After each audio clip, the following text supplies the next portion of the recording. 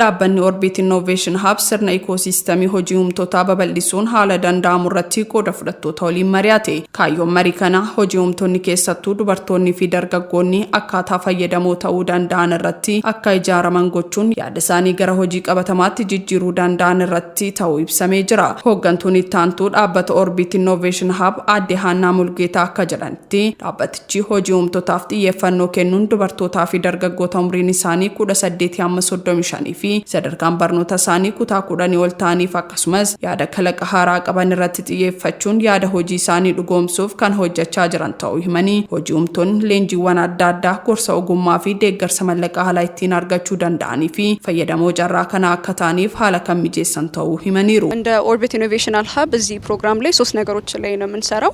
አንደኛው ኢንኩቤሽን ፕሮግራም ነው። ኢንኩቤሽን ፕሮግራም ይሄ ኢኖቬቲቭ የሆነ ሐሳብ ያላቸው ኦር ቢዝነስ አይዲያ ያላቸው ከሐሳብ ወደ መሬት እንዴት ይወርዳል የሚል የሶስት ወር ፕሮግራም የትሬኒንግ እና ካፓሲቲ ቢልዲንግ ፕሮግራም አለን።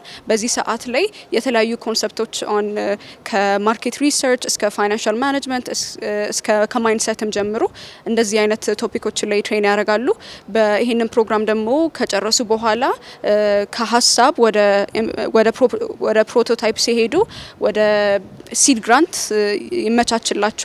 ሶ ይሄንን ፕሮግራም ልክ ሲጨርሱ የኦፕሬሽናቸው ለማንቀሳቀስ ተብሎ አንድ ሰፖርት ለማድረግ ተብሎ ብር ይሰጣቸዋል። dhaabbata Orbit Innovation itti maanajarri sagantaa misooma hawaasummaa Phaaneel Haayiluu naannolee adda addaa keessatti namoota yaadaa fi kalaqa garaagaraa qabaniif leenjii gahaa kennuun akka gohoman taasisuuf kan hojjetaa jiran ta'uu eeranii harki 80 ol dubartootaa fi qaama miidhamtootaaf carraa kana kan kennan ta'uu dubbataniiru. ፕሮጀክት በዋነኝነት ለወጣቶች ከ18 እስከ 35 ላሉ ወጣቶች የተዘጋጀ ነው። ከ80% በላይ ሴቶችን የሚደግፍ ፕሮጀክት ነው። ይሄንን ስናረግ ብዙ የኢትዮጵያ ከተሞች ጋር እንሰራለን። ከ17 በላይ የኢትዮጵያ ከተሞች ጋር ሄደናል። በየክልሉ ሁሉንም ክልል ያማከለ ለማድረግ እንሞክራለን። ፕሮግራሙ ከ3 እስከ 4 ወር የሚቆይ ነው በአንድ ከተማ ውስጥ። ኢቲያና ዋጅረ ጨራ ሆጂው ሙፊ ኦጉማ ቡልቺንሰ መጋላ አዳማ ኦቦ መርጋ ገመቹ ገመሳኒን ዋጅረ ጨራ ሆጂው ሙፊ ኦጉማ ዳሎተ በርኖታ ሳይንሲ ፊ ቴክኖሎጂን ገውሜ ሆራቹን ኦጉማ ከላቃፊ ኢንተርፕረነሩማ በበልሱፍ ጥየፈና ከኔ ሆጀቻ ከጅሩ ሂመኒ ዳበተ ከናወሊን በልናን ከን hojjetanii fi leenjiiwwan garaagaraa kan kennan ta'uu ibsaniiru. Hojii carraa dargaggootaatiif yaada daldalaatii fi dhimmoota kalaqa teekinooloojiitiin wal qabatee dargaggoonni keenya gara carraa hojii argatanii hojiitti akka galanii fi yaadama biizinesii kana qabatanii ofiifis carraa hojii uummatanii keessattuu namoota biraatiif carraa hojii akka uuman gochuu keessatti gumaacha inni qabu olaanaadha. Kanaaf dargaggootaaf carraa hojii uumuu, dubartootaaf carraa hojii uumuu akka mana hojii keenyaatti ergama mana hojii keenya ijoo qabanne sadan keessaatii tokko dhimma carraa hojii uumuuti jechuudha. Inni kan biraa dargaggoota keenyaa fi dubartoota keenya kanaaf ergama akka mana hojiitti qabannee jirru keessaa tokko leenjii ogummaa dargaggootaa fi dubartootaaf kennuudha jechuudha.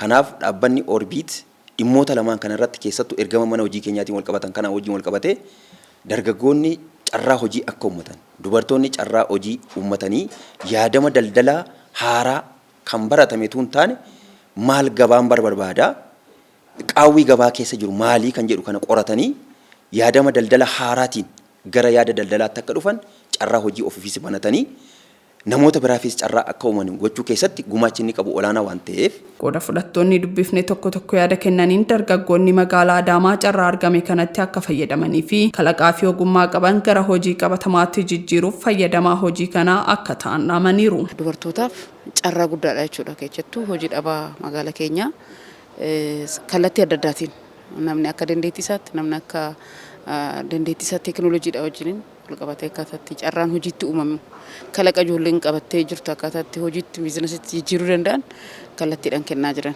Dhimma baay'ee murteessaa ta'e irratti keessoo piroojeektiin kun qabatee an dhufe keessoo dargaggoota hojii uummatuu danda'an kalaqa adda addaa qaban deeggaruudhaaf piroojeekticha dhufe. Piroojeektii kana ka'umsarraa'uu gaafa nu kaasan baay'ee nutti toleera. Keessoo hojiin waajjirri keenya hojiin isaa dargaggoo kalaqa adda addaa qaban deeggaruudha.